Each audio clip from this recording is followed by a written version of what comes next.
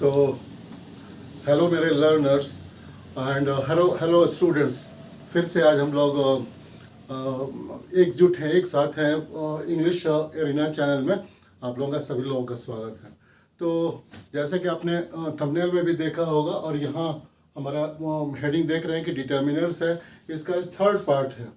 तो third part में हम लोगों ने थर्ड पार्ट के पहले हम लोगों ने आर्टिकल्स को पूरी तरह से कंप्लीट कर लिया था। उसमें हम लोग ए एन और ए एन एंड द का यूजेस हमने देखा था और डिटर्मिनर्स क्या होते हैं उनके डेफिनेशंस भी देखे थे।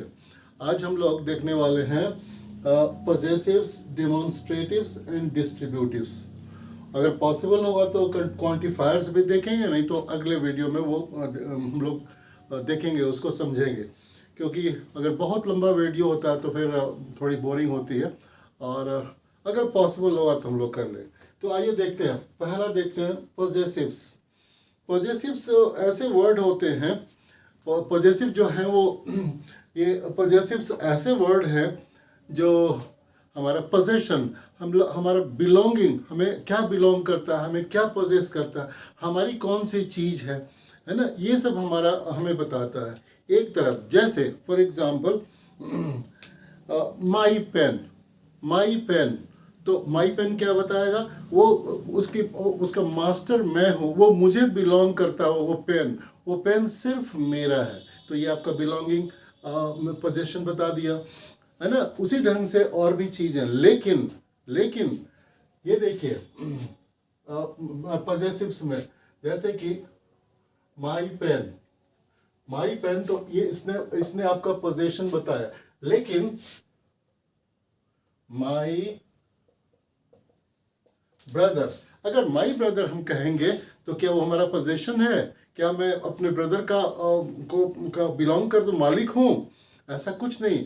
तो ऐसी हालत में ये जो हमारे पजेसिव्स हैं, पजेसिव एडजेक्टिव्स, तो ये हमें बताते हैं, हमारे रिलेशन बताते हैं, हमारे रिलेशन से विद मेरा ब्रदर, मेरे ब्रदर हैं, मेरी माँ है, माई मदर, माई फादर। तो यहाँ पोजेशन न बता के वहाँ रिलेशन बताते हैं। तो देखिए, ये जो पजेसिव्स है, ये जो पजेसिव एडजेक्टिव्स है, तो ये हमारे पर्सनल प्रोनाउन से डिराइव होते हैं, उन्हीं से बनाया जाता है। पर्सनल प्रोनाउंस है I, we, you, he, she, it and they. तो आई से जो पजेसिव एडजेक्टिव बना, वो बना माई। और ये एडजेक्टिव मैं क्यों कह रहा हूँ, क्योंकि ये अकेले यूज नहीं होते, इनके बाद कोई ना कोई नाउन आएगा। मैक्सिमम मोस्ट प्रोबेबली ये हमारे नाउन्स के पहले ये यूज होते हैं। तो नाउन्स के बारे में बताते हैं, इस वजह से इन्हें एडजेक्टिव बोलते हैं, पजेसिव एडजेक्टिव बोलते हैं। वी से बना आवर, यू से बना योर, ही से बना हिज, यहाँ कैपिटल में डाल देता हूं।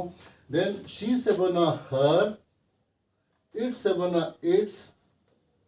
अगर ये स्टूडेंट्स, अगर हम लोग यहाँ एपोस्ट्रोफी एस लगा देंगे तो उसका मीनिंग हो जाता है इट्स।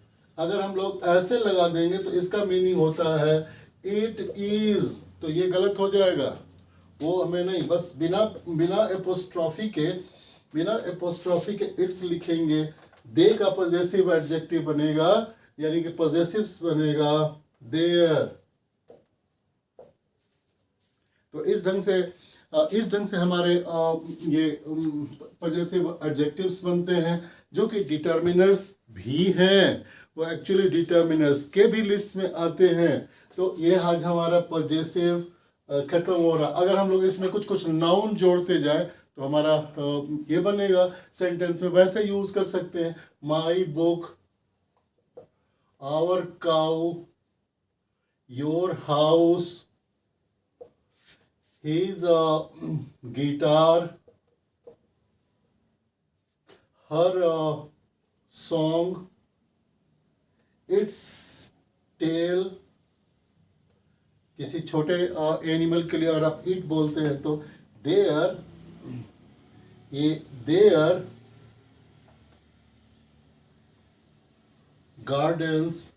तो इस ढंग से हमें छोटे छोटे छोटे छोटे ये फ्रेजेस मिल गए और इन फ्रेजेस को आप सेंटेंस में यूज कर सकते हैं।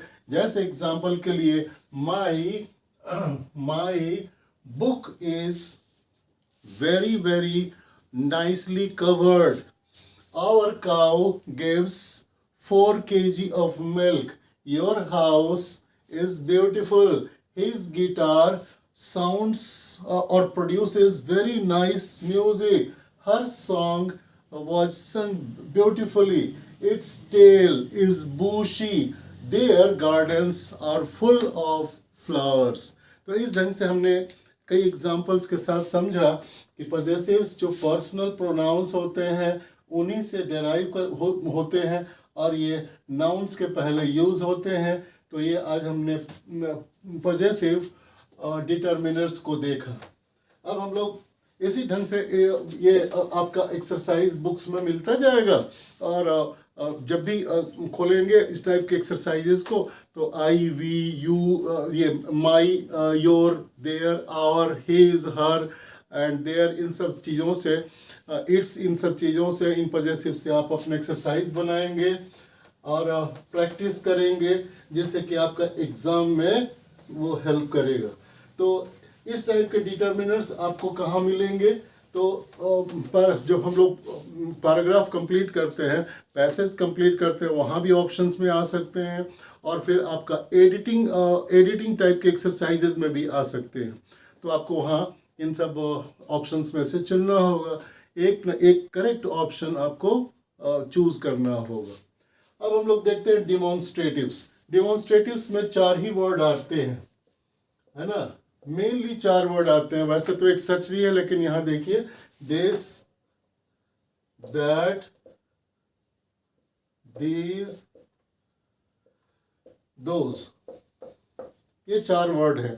तो डिमॉन्स्ट्रेटिव जो हमारे डिटर्मिनर है, डिमॉन्स्ट्रेटिव एडजेक्टिव्स भी कहलाते हैं, डिटर्मिनर्स डिमॉन्स्ट्रेटिव है। ये पॉइंट आउट करने के लिए काम आता है। जैसे आपको मैं पॉइंट आउट कर रहा हूँ तो या शो करने के लिए पर्टिकुलर किसी चीज़ को, है ना, क्योंकि ये हम लोग डिटर्मिनर पढ़ रहे हैं तो ये डिटरमिन करते हैं एग्जैक्टली। मान लीजिए मैं कह रहा हूँ कि दिस, देखिए मेरे हाथ में 2 बोर्ड पेन है और मैं कह रहा हूँ इस ब्लैक वाले को कि दिस पेन, तो मैं इसी को एक स्पेशल पर्टिकुलर ये को मैं पॉइंट आउट कर रहा हूँ। तो ये डिमॉन्स्ट्रेट करना भी कहलाता है। तो मैं डिमॉन्स्ट्रेट कर रहा हूँ, दिखा रहा हूँ, ये उसको दर्शित करा रहा हूँ, लोगों को बता रहा हूँ कि देखिए, बस उसी से मुझे मतलब है। तो हम लोग समझते हैं दिस, दैट, दिस, दोज का यूजेस क्या है। अगर कोई सिंगुलर काउंटेबल नाउन हो और वो नियर हो तो हम लोग बोलेंगे दिस। फिर से कोई एक सिंगुलर अकेला एक वचन का संज्ञा हो, नाउन हो, सिंगुलर नाउन, काउंटेबल हो, मीनिंग की काउंटेबल और सिंगुलर हो और नियर बाय हो तो हम लोग बोलेंगे दिस। तो ये जैसे एग्जाम्पल दिस बोर्ड। अगर कोई सिंगुलर, अब आ गया ये दैट में, अगर कोई सिंगुलर काउंटेबल नाउन हो, गिनने वाला संज्ञा हो, लेकिन और अकेला भी हो लेकिन दूर हो, फार हो, singular countable noun that is far, तो उसे बोलेंगे दैट। ऐसे ये करेंगे, डिमॉन्स्ट्रेट करेंगे। So that building. उसके बाद दीज का आइए, काउंटेबल नाउन हो और एक से ज्यादा हो, मतलब प्लूरल हो। तो अगर हमारे पास नियर हो तो हम लोग बोलेंगे these. So these children, these animals, these shops, तो ये नियर को, है ना। सो हम लोग बोलेंगे दीज मार्बल्स। अब दोज का समझिए। दोज में अगर एक से ज़्यादा प्लूरल कोई काउंटेबल नाउन्स हो, तो अगर हमारा से फार हो, दूर हो, फार, तो हम लोग बोलेंगे दोज चिल्ड्रन, those चिल्ड्रन। तो इस ढंग से आपने ये समझा। और इसी टाइप के ये आपके एक्सरसाइजेस भी बुक्स में मिलेंगे, कई तरह के बुक्स में मिलेंगे, उन्हें कर लीजिए। और फिर अप्लाइड जो हमारा ग्रामर है, जहाँ अप्लाई करने के लिए आपको बोला जाता है, जैसे कि एडिटिंग में मैंने कहा, जैसे पैसेज कंप्लीशन में मैंने कहा, वहाँ पे जब भी ऐसी इस टाइप की चीज़ें मिले उन्हें उन सबसे फिल कीजिए। तो ये हमारा डिमॉन्स्ट्रेटिव्स भी कंप्लीट हो गया। डिमॉन्स्ट्रेटिव्स में यही है। अब हम लोग देखने वाले हैं डिस्ट्रीब्यूटिव्स। डिस्ट्रीब्यूटिव्स में कितने वर्ड आते हैं देखिए।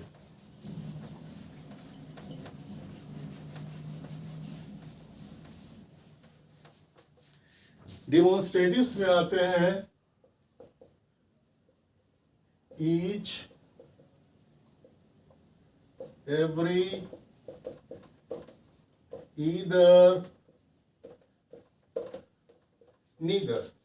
तो each, every, either and neither, ये हमारे 4 वर्ड्स आते हैं। तो मेरे स्टूडेंट्स, मेरे लर्नर्स, मैं आपसे ये बोलूँगा कि नाइदर या आइदर मत बोलिए, है ना, ये प्रोनाउंसिएशन ठीक नहीं लगता। सो हम लोग नीदर या ईदर बोलेंगे, है ना, तो अच्छा प्रोनाउंसिएशन भी लगेगा और ढंग का ये हमारी पढ़ाई भी कहलाएगी। तो each and every and either and neither, ये 4 वर्ड्स हैं। 4 वर्ड्स आर देयर इन डिमॉन्स्ट्रेटिव्स। इन डिस्ट्रीब्यूटिव्स, ये डिस्ट्रीब्यूटिव्स को टिक कर देता हूँ। डिस्ट्रीब्यूटिव्स में हमारे 4 वर्ड्स हैं, है ना। और ये चारों वर्ड्स, ध्यान से सुनिए मेरे लर्नर्स, कि ये these 4 words are singular terms. ये सिंगुलर टर्म्स हैं। इनके साथ जो ये नाउन आएंगे वो भी सिंगुलर होंगे, और जो वर्ब इनके बाद यूज़ होगा इनके साथ, वो सिंगुलर वर्ब यूज़ होगा। वो हम लोग आगे सब्जेक्ट वर्ब एग्रीमेंट वाले इस समय भी पढ़ेंगे, और वो यहाँ यूज़ होगा। जैसे अब हम लोग ईच का यूज़ कहाँ करते हैं, एवरी का यूज़ कहाँ करते हैं, ईदर का यूज़ कहाँ करते हैं, नीदर का यूज़ कहाँ करते हैं। आप हमेशा ये स्टूडेंट्स मुझसे पूछते रहते हैं कि सर इसमें बड़ा कन्फ्यूज़न होता है, और सही में कन्फ्यूज़न हो सकता है कहीं ना कहीं। तो आइए मैं आपसे बताता हूँ। पहले हम लोग ईदर का देखते हैं।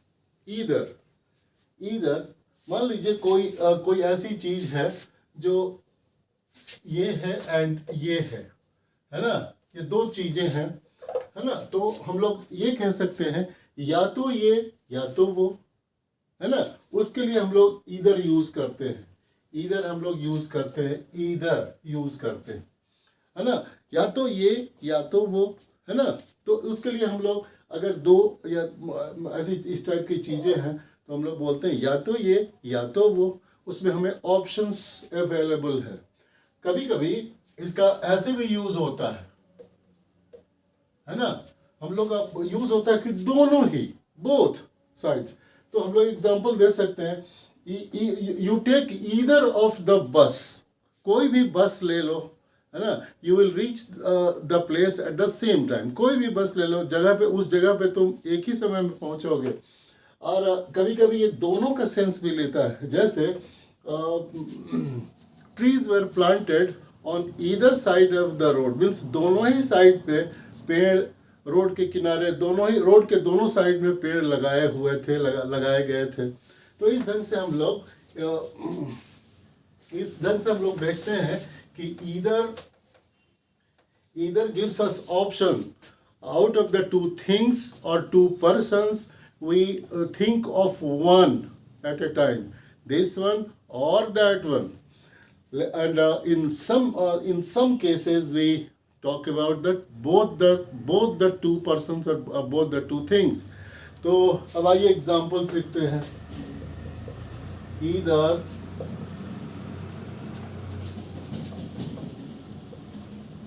you or your friend has done it। Meaning क्या हुआ, या तो तुमने या तो तुम्हारे फ्रेंड ने ये किया है। तो या तो ये या तो वो। देखिए ऑप्शन हम लोगों ने लिया, या तो तुम या तो तुम्हारा फ्रेंड। और दूसरी बात, एक और एग्जांपल मैंने बोथ वाला का कहा कि there are trees on either side of the road. Neither क्या है? नीदर अपोजिट है ईदर के, है ना। उसमें option neither Mohan nor Sohan, इसका मीनिंग ये होता है कि वो दोनों ही को हम लोग नकार रहे हैं, निगेटिव कर रहे हैं। तो ईदर के जैसा ये नहीं है, नीदर में दोनों ही, neither Mohan nor Sohan has done it, मतलब ना ही वो ना ही ये, मीन्स दोनों में से कोई नहीं। तो दो चीजें या दो पर्सन्स हैं, उनको दोनों को ही हम लोग ना में लेते हैं। तो एग्जाम्पल देखिए, नीदर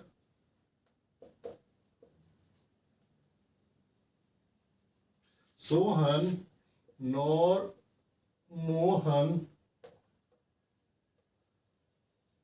हैज डन इट। इसका मीनिंग यह है कि दोनों ही लड़कों ने, ना तो मोहन ने किया, ना तो सोहन ने किया, न ही मोहन ने इसे किया है। इसका मीनिंग है कि दोनों में से किसी ने नहीं किया है। यही नीदर हम लोगों ने सीख लिया, नीदर, नॉर एंड ईदर। तो ये ईदर अकेले भी यूज होता है, या फिर ईदर और के साथ भी यूज होता है ना। ऑन द नीदर साइड देखिए, यहाँ ऑन द ईदर और के साथ यूज होगा, एंड नीदर जो है मोस्टली नॉर के साथ पेयर में यूज होते हैं। और कभी कभी ये neither of the boys have done it. So कभी कभी ईदर एंड नीदर सिंगल अकेले भी यूज होते हैं। इस ढंग से हमारा ये हमारी ये अंडरस्टैंडिंग है, हमने अंडरस्टैंड किया ईदर एंड नीदर के बारे में। अब हम लोग आते हैं ईच के लिए। ईच में क्या होता है? ईच में अब हम लोग ईच एंड एवरी, ये भी हमारे सिंगुलर टर्म है। इनके साथ भी जब नाउन आएंगे तो बाद में जो वर्ब आएगा वो सिंगुलर वर्ब ही होगा। समझ में आ रहा है ना आप लोगों को? अगर इन केस नहीं समझ में आया तो मुझे लिख सकते हैं, किस में आप हमें जानते हैं, कमेंट्स लिखिए, और जितने भी सवाल आप पूछना है पूछ सकते हैं, वहाँ मैं ज़रूर ही आंसर करता हूँ। तो अपने ये बहुत सारे बच्चे मुझे ऐसे भी बातें करते रहते हैं, फ़ोन करते रहते हैं, बहुत सारे मैसेज करते रहते हैं, उस पर बहुत सारी बातें हम लोग डिस्कस करते हैं। आप कहीं भी रहते हो, देश के किसी कोने में रहते हो, अब जब भी ये करेंगे क्वेश्चन, ये करेंगे ये कमेंट सेक्शन में मैं ज़रूर जवाब दूंगा।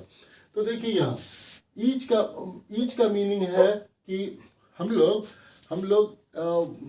कई में हम लोग पहले तो ईच को यूज़ करते हैं किसी स्मॉल ग्रुप के लिए, दो लोगों के लिए, या स्मॉल ग्रुप जिसके कि मेंबर्स जो हैं वो लिमिटेड हो, फिक्स्ड हो, और छोटा ग्रुप हो, उसके लिए हम लोग लेते हैं each.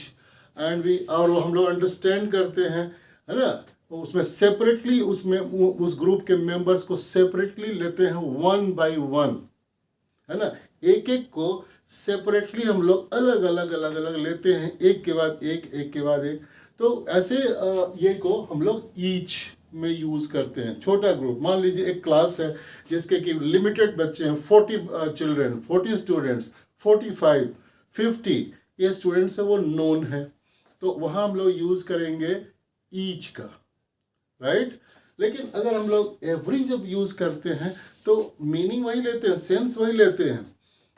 Every we take separately the members of ये वेरी लार्ज और अनलिमिटेड ग्रुप के लिए हम लोग एवरी यूज़ करते हैं, और वन बाय वन वहाँ भी लेते हैं। जैसे every Indian should love his country और हर कंट्री। तो इस ढंग से हम लोग ईच को यहाँ लिखते हैं, ईच स्टूडेंट was, अब देखिए was है सिंगुलर, ये सिंगुलर हमारा ये वर्ब है, हेल्पिंग वर्ब है। यहाँ ईच सिंगुलर टर्म है। स्टूडेंट भी देखिए यहाँ सिंगुलर लिखा गया, इसलिए each student was given a memento. तो each student was given a memento, है ना। और इस ढंग से हम लोग छोटे ग्रुप के मेंबर्स के लिए वन बाय वन सेपरेटली जब हम लोग मेंशन करना चाहते हैं तो हम लोग लिखेंगे ईच। और अगर हमारा ये ग्रुप बहुत बड़ा है या अनलिमिटेड उसमें लोग हैं, अनकाउंटेबल टाइप के हैं, मतलब जिन्हें गिनना बहुत ही मुश्किल है, इम्पॉसिबल है, वहाँ हम लोग लेंगे एवरी। तो और ये सबके सब आप देख रहे हैं, ईच, एवरी, ईदर, नीदर, ये सब काउंटेबल नाउन के साथ यूज होते हैं, जिन्हें हम लोग ऐसे नाउन जिन्हें हम लोग गिन सकते हैं, काउंट कर सकते हैं। तो लिखेंगे यहाँ एग्जाम्पल में एवरी इंडियन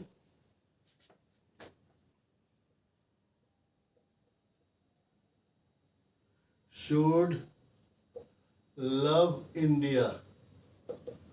हर इंडियन को, जो कि अनलिमिटेड बहुत सारे हैं, आप लोग जानते हैं 1.4 बिलियन के लगभग अब हम लोग हो चुके हैं।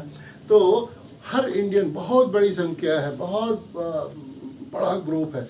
तो एवरी इंडियन शुड, उन्हें चाहिए कि अपने देश भारत से प्यार करें। तो इस तरह से हम लोगों ने each, every, either and neither को देखा। तो ये भी हमारा कंप्लीट हो गया, डिस्ट्रीब्यूटिव्स कंप्लीट हो गया, है ना। अब ये जो क्वांटिफायर्स है, जिसमें कि सम, मेनी, सेवरल, न्यूमरस, है ना, और भी ये हैं, जैसे कि little, a little, the little, a few, the few, इस टाइप के क्वांटिफायर्स हैं। इन्हें हम लोग अगले वीडियो में देखते हैं। और आज के वीडियो में हम लोग यहीं शाइन ऑफ करेंगे। और फिर से मैं आपको याद, बंद करते करते वीडियो आपको याद दिला दूं कि अगर आपकी इच्छा हो तो सब्सक्राइब कर लेंगे, क्योंकि मेरे कहने से तो आप सब्सक्राइब करते नहीं हैं, लेकिन बहुत मेहनत से ये सब, बहुत एजुकेशन वीडियोस मेहनत से और आपके बेनिफिट के लिए हम लोग बना रहे हैं। तो अगर आपकी इच्छा हो, अच्छा लग रहा वीडियो, तो सब्सक्राइब कर लेंगे। Thank you for today.